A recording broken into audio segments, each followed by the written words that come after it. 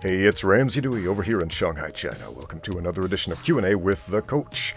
Today we have a question from Eric Eggle who says, could you do a video to address the old, there are no rules on the street, MMA is a sport and there are no rules on the street argument? Oh man, another one? Let's do it, why not? He says, I'm a blue belt in BJJ. I've trained Taekwondo, wrestling, traditional Japanese Jiu-Jitsu, and a little Muay Thai. Because of this, apparently I am a target at social functions, where people feel the need to tell me how they fight dirty, and they would destroy a trained fighter because they don't fight with rules. I hear this a lot from family and friends, even those that train other styles. I can dismantle the argument, but I'm usually met with smirks, disbelief, and my response generally falls on deaf ears. It would be nice to have a well-thought-out video, maybe with examples and scenarios to direct people to. I've looked for one, but haven't been able to find one yet. Just a thought. Okay, Eric. The most puzzling part of your question is that you hear this from your family. Like, when I read that, I'm just picturing you sitting at dinner with your mom, and she's like, you know what, son? There are no rules on the streets, and because of that, I would destroy you in a fight because you train with rules. And you're like, Mom, settle down. Probably not the family members you're referring to, but that's where my mind goes when I read these things. All right. How many times have I heard this? Literally every single day when I read the YouTube comments. By the way, I read your comments. Please leave me some. I want to hear from you guys, and I want to know what you think about this or anything else, or if you have questions for the next episode of Q&A with the Coach, just drop them in the comments down below. I love it.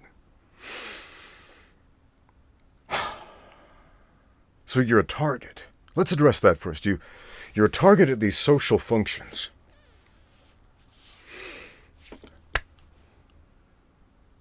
Why?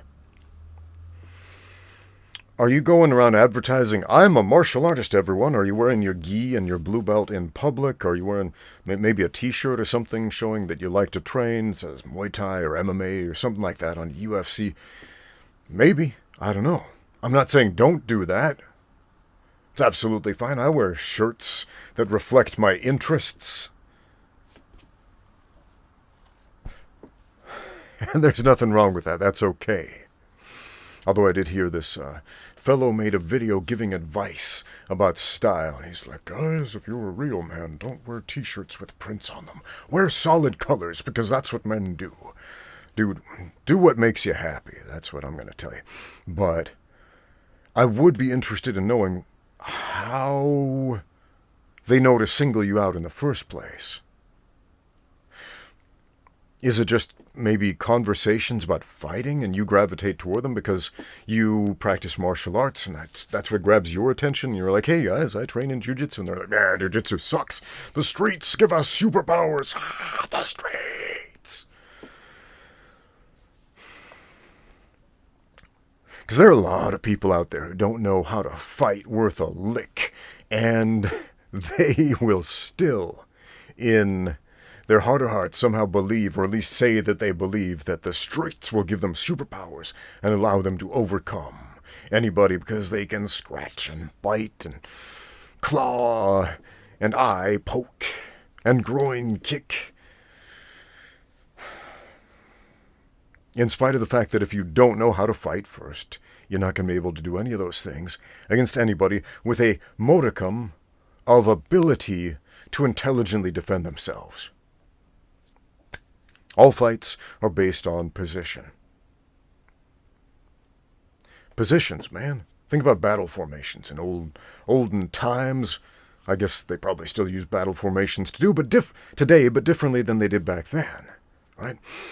For the longest time, the most successful military unit in the world was the Greek phalanx. A relatively small group of soldiers with big shields and long spears, and they would create a wall with the shields around them, and they would march toward the enemy with their spears poking out through little cracks in the shields, and they were just really organized. And they made this impenetrable little tank they would go and lambast the enemy with, and for a very long time until the prevalence of the chariot came to be, the phalanx was the most successful battle formation ever. Why? Because the Greeks, and there's this Greek dude who always leaves comments, who's probably going to pee his pants in joy over this. Ramsey is finally recognizing the contributions of the Greeks to martial arts. Because in every video, he's like, the Greeks invented everything, and you should be grateful for it. Harry, I think that's his name. Anyway, shout out to Harry, who's always trolling my comment sections, telling me the Greeks invented literally everything in the universe.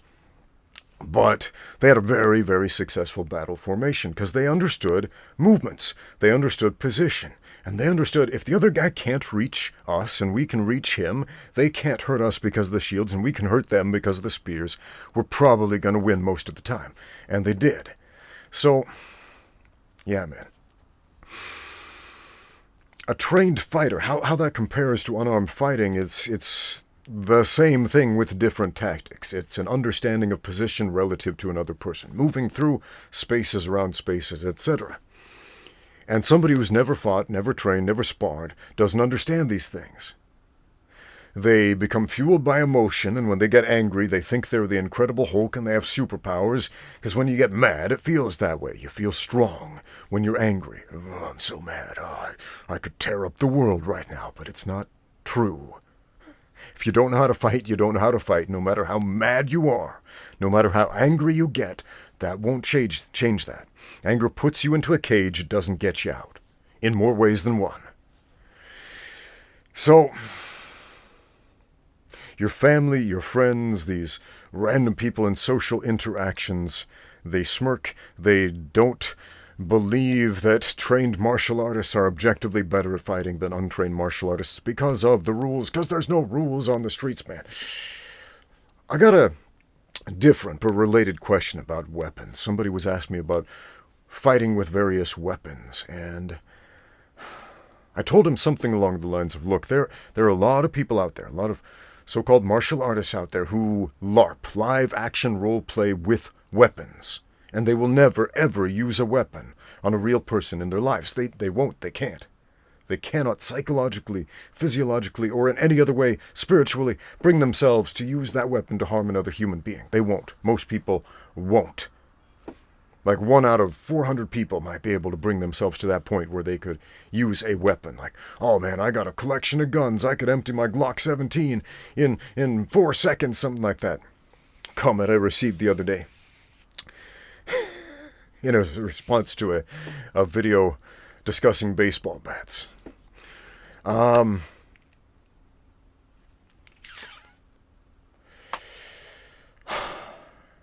Would you be willing to empty all 17 rounds of that gun, of that firearm, onto another human being? I would venture to say the overwhelming majority of you watching this would not, could not, cannot, will not ever.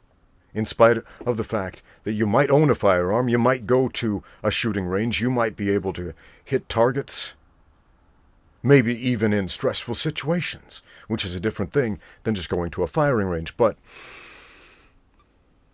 when push comes to shove, a lot of you, most of you, statistically speaking, and this has been proven through numerous studies in the science of killology, man, real thing, I didn't make up that term. Most of you would not be able to use a weapon. I've got a fairly sizable collection of weapons.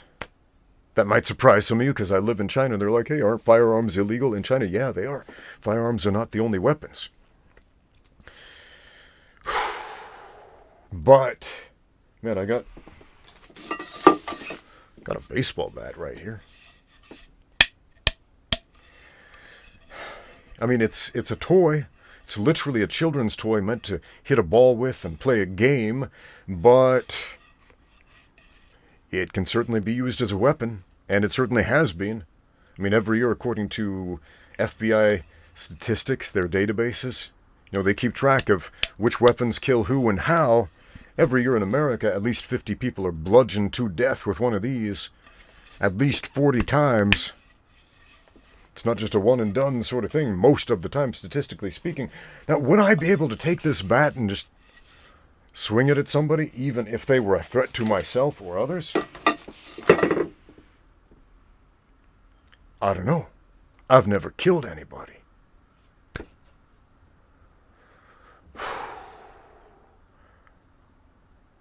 Let's talk about the streets for a little bit. Let's talk a little bit about killing on the streets. I have witnessed firsthand. I've seen people die in front of me. Saw a man get shot to death, executed in front of me when I was 19 years old. I've seen people run over on the streets. I have seen people just trounced and beaten to death on the streets. That's a shocking, transformative experience, just to see that. I can't imagine what it would be like to participate in that. Weird, man. I think the overwhelming majority of people, period, do not understand violence. A lot of us think we do because we take martial arts classes where we learn how to more efficiently inflict violent actions, to perhaps defend ourselves if push comes to shove, or to increase our chances of winning at combat sports or something like that. But even in those situations, most of us don't understand violence. We don't. I don't know if you understand violence, and I can definitely say that these people who are laughing on the streets, there are no rules, these clowns certainly don't understand violence. I don't really understand violence. Let me tell you a little bit about violence. My mother was a small child at the end of World War II. Yeah.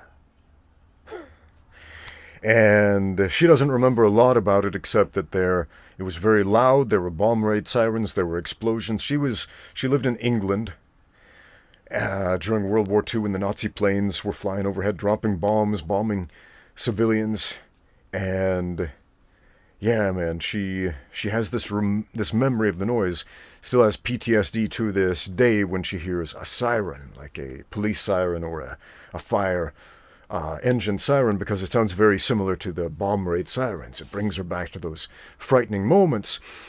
But when I was growing up, we weren't allowed to say, "I'm hungry," in my house. We couldn't say it without getting a very stern lecture. And hearing my mother yell at us, "You are not hungry. You do not understand what hunger is. You do not get to say that word." Now, there are people who had it worse than the folks in England after World War II, but post-war rationing was a real thing, and she spent much of her childhood hungry. She was the daughter of a coal miner, didn't make a lot of money, and post-war rationing, they didn't have a lot. There wasn't a lot to go around. If you don't know what that means, it means the government basically said, all right, we don't have enough food to go around, so we are going to distribute it as best we can. And her whole family got a tiny, tiny little portion, just barely enough to keep them alive. If you go to McDonald's, for example, and order a quarter pounder with cheese, right? Quarter pounder with cheese. The amount of meat on that single hamburger that one person can stuff in his mouth, maybe 2 or 3 of those, maybe more, if you enjoy those particular McDonald's sandwiches. That was the amount of meat a family got in maybe 1 or 2 weeks. Maybe that's all you would see in the whole month. Anyway, we were not allowed to say, "I'm hungry." When I was a kid, I remember once I went to listen to this talk, and my mother was there as well, and there was this Jewish Holocaust survivor who was in one of the Nazi concentration camps, and he survived the gas chambers, and he experienced actual starvation. My kids walked up to me the other day and said, "I'm starving, when's dinner?" And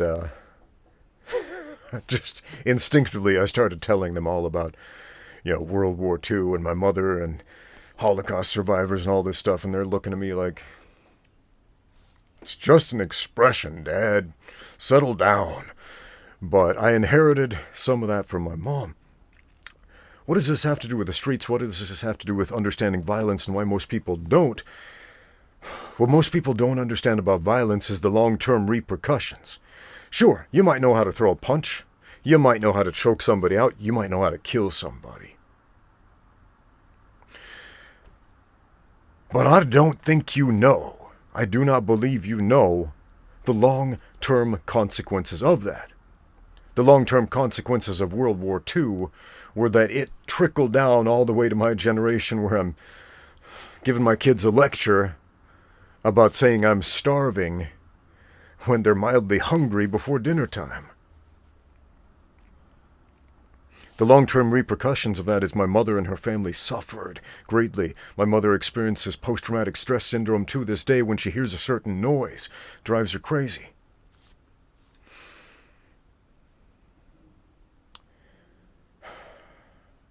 And that's just a drop in the bucket of the long-term repercussions of this catastrophic event in human history. Just a tiny little drop in the bucket. And part of that butterfly effect, I'm telling you a little bit about what I don't understand about violence. And people are always saying, on the streets there are no rules. Heck yes, there are. And those rules are what happens after the violence. What happens after? Man, who was it? UFC fighter Masvidal, yes. Got in an altercation. I believe it was a hand-to-hand sort of thing. Some punches were exchanged. I didn't hear the full details, but fairly minor fight out on the streets or whatever, and he was charged with something along the lines of 11, 12, 20, some ridiculous number of charges of assault and battery, facing potential prison time. I don't know how that's going to end. If you have information on that, talk about it in the comments below, but there were some serious long-term ramifications for that short little outspurt of violence. Man, Cain Velasquez, remember what happened to him? And, man, who can blame him for what he did? What was it? His daughter, his niece, very, very close young female family member was raped, molested, sexually molested by the sexual predator. And he found out about it, ran after the guy with a gun and tried to shoot him, and ended up with this exorbitant number of criminal charges laid against him, facing prison time, etc., and it's not looking good for Mr. Velasquez, unfortunately, even though every man who has a daughter out there understands, yeah, I get it, man. The long-term ramifications of violence, man, those are the rules of the streets. You can't just punch someone in the face. You can't. You can't just pick up a bat and hit someone with it.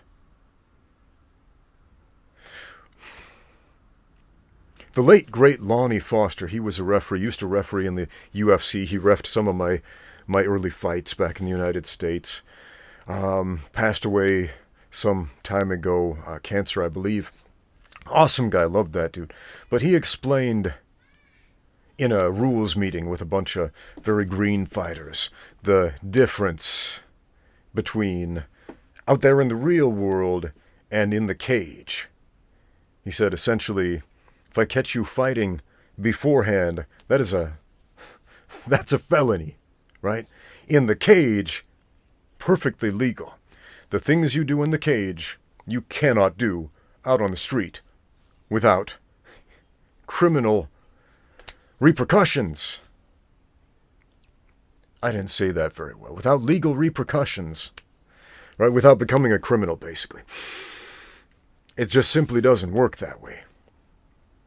As soon as the fight's over, as soon as the referee says stop, you stop, because if you continue fighting at that point, that is now assault and battery. That's a criminal action. And at that point I realized, wait a minute, there are rules in a cage fight.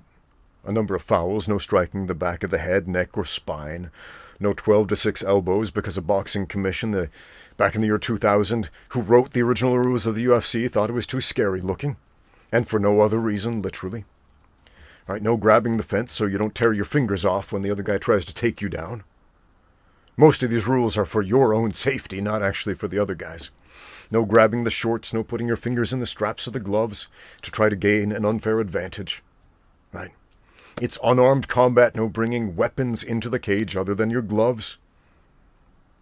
Fighters must wear a mouthguard, they must wear a cup.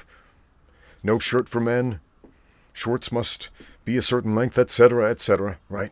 There are rules, but in a cage, you got a lot more freedom to enact violence than you ever will out on the streets. Because in a cage, what happens when you use those violent actions? You are celebrated, you are rewarded, you get paid. You become a champion. You become a hero. On the streets, what happens? You go to prison. You go to jail. You get a criminal record. There are long-term repercussions. You get hurt, you might get killed. Thinking, oh, I'll just poke him in the eye and kick him in the groin. Then the other guy pulls out a gun and shoots you. Unloads that Glock 17 times before you can blink twice.